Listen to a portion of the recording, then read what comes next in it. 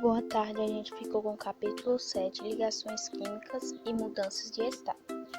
As substâncias químicas estão presentes em toda parte e não apenas em certos produtos. Todos os materiais com quais temos contato, como a água, os metais, os alimentos e o nosso próprio corpo, são formados por substâncias ou compostos químicos.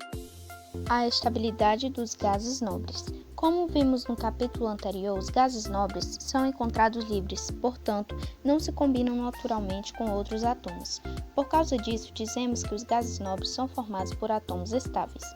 O fato dos gases nobres não estabelecerem ligações químicas naturalmente chamou a atenção dos cientistas que resolveram estudar os átomos e perceberam que eles tinham uma semelhança. Todos os gases nobres possuem um número máximo de eletrônica. Como vimos no capítulo anterior, as camadas eletrônicas são identificadas pelas letras K, L, M, N, O, P, Q. A primeira camada é a K, é a mais próxima do núcleo do átomo. A camada Q é a mais distante. Em 1894, o cientista William Hansen descobriu um novo elemento encontrado no ar e constituído por átomos isolados que não formavam moléculas.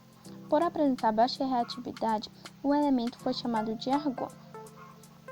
A descoberta dos gases nobres teve duas principais consequências. Uma delas, de caráter teórico, foi o melhor entendimento de estrutura atômica. Outra consequência da descoberta dos gases nobres de caráter prático diz respeito ao seu uso comercial. O argônio passou a preencher o interior das primeiras lâmpadas a fim de impedir que seu filamento reagisse com o oxigênio e entrasse em combustível. Então, esse foi o meu tópico. Meu nome é Maria Luísa e eu fiquei com dois tópicos, o que fala sobre a ligação químicas e o da ligação iônica. Existem dois tipos de ligações químicas, a intramoleculares e a intermoleculares. A intramoleculares ocorre dentro da molécula e a intermoleculares ocorre entre moléculas.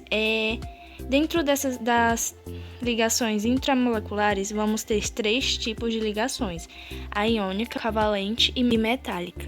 A iônica, ela vai ocorrer entre cátions e ânions. Os covalentes que é aquele compartilhamento de pares eletrônicos, e as ligações metálicas, que vai ter aquela teoria de malha eletrônico, que vai gerar uma condição de corrente elétrica de calor. Já nos pares intermoleculares, que ocorrem entre as moléculas, tem três casos, que é o dipolo permanente, dipolo induzido e ligação de hidrogênio. O dipolo permanente, que é uma molécula que naturalmente é polar. O dipolo induzido, que naturalmente é uma molécula apolar. E a ligação de hidrogênio, que ocorre entre uma molécula polar e outra apolar. Vamos para o nosso segundo tópico, que é a ligação iônica. A ligação iônica é uma ligação que ocorre entre íons. Para que eu ache de cátion e ânions, a gente precisa ter elementos que possuam características propícias para essa formação. Então, as ligações iônicas, elas vão ocorrer entre metal e hidrogênio, metal e ametal. E os metais, eles tendem a perder elétrons, e os hidrogênios e a metal tendem a ganhar elétricos. Então, eles perdem e hidrogênio e a metal, eles recebem. Então, só para dar uma revisada, quem perde elétrico se torna um cátion, e quem ganha elétrico se torna ânions, por isso a ligação iônica. Eu vou falar um pouco sobre a substância simples e substância composta. A molécula de gás oxigênio é formada pela união de dois átomos iguais, o oxigênio. Já a molécula de gás carbono, cuja fórmula é CO2, é formada por dois tipos de átomos, carbono e o oxigênio. O gás oxigênio é, portanto, uma substância simples, pois é formada pela união de átomos do mesmo elemento químico.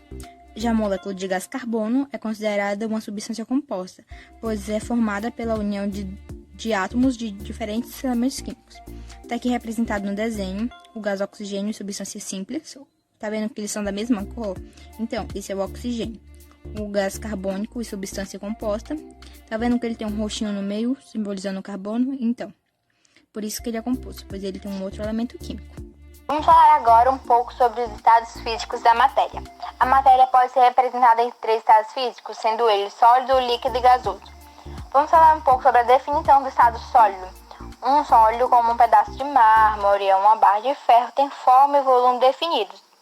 Não teremos facilidade, por exemplo, em modificar o formato do mármore se pressionarmos. No estado sólido, as partículas em geral estão próximas umas das outras porque existe uma grande força de atração entre elas. As partículas que formam um material em estado sólido não podem se movimentar. Elas apenas vibram em uma posição fixa. Agora vamos falar um pouco sobre o estado líquido. O líquido, como a água, também tem volume definido, mas sua forma varia de acordo com o formato do recipiente que ocupa. O mesmo volume de água, por exemplo, 1 litro, terá formatos diferentes se estiver dentro de uma garrafa ou em um balde.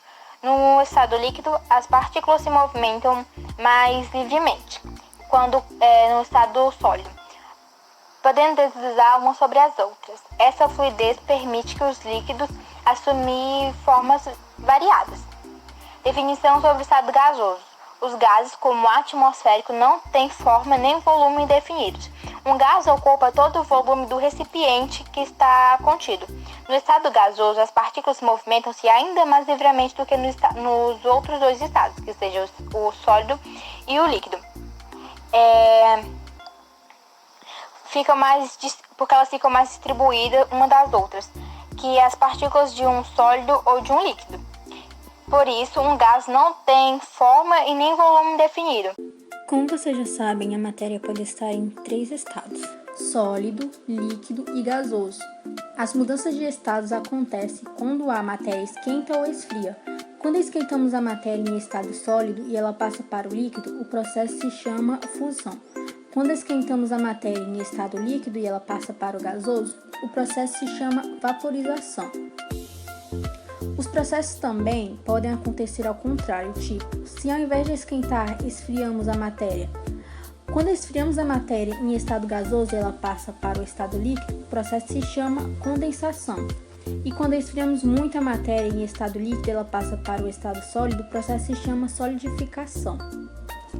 Na fusão, quando a temperatura de um sólido aumenta, as partículas da matéria se separam e se movem com mais facilidade. Na vaporização, as partículas que compõem a matéria se separam ainda mais uma das outras e ficam livremente. Na condensação, quando um gás esfria, as partículas da matéria começam a se juntar uma das outras e se movem devagar até que a matéria passe a ser líquida. E na solidificação, as partículas da matéria ficam ainda mais juntas umas das outras e por isso elas não podem se mover muito. Então, revisando tudo, quando o sólido passa para o líquido, é chamado de processo de fusão. Quando o líquido passa para o gasoso, chama-se processo de vaporização. E quando ocorre o processo ao contrário, em vez de esquentar, ele esfria, quando o gasoso passa para o líquido, chama-se processo de condensação. E quando o líquido passa para o sólido, chama-se processo de solidificação.